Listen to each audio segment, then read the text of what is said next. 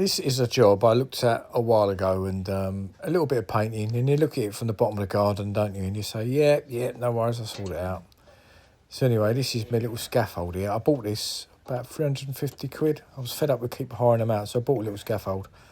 But anyway, after sort of putting the scaffold up, I realised it wasn't as easy to reach the other side of this conservatory glass was plastic, because I only need to paint that bit of wall there, this little silly bit.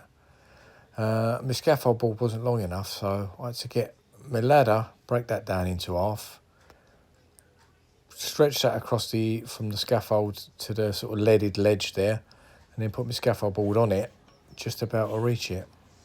I mean, that'll teach me, really. I'm always the optimist. I look at jobs from below and the customers show me, I go, yeah, I'll get to that, no problem, without really looking and thinking, how am I going to get to that?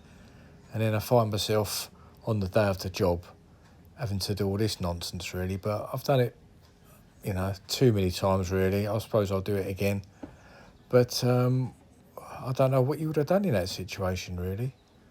I mean, you can't really put the price of a proper scaffold on just to get up and put that bit of wall. So you've got to sort of do the old Spider-Man act, really.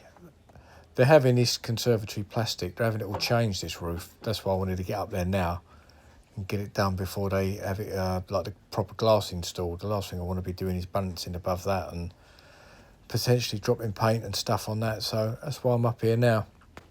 But yeah, precariously balanced as usual. I always seem to find myself in them situations.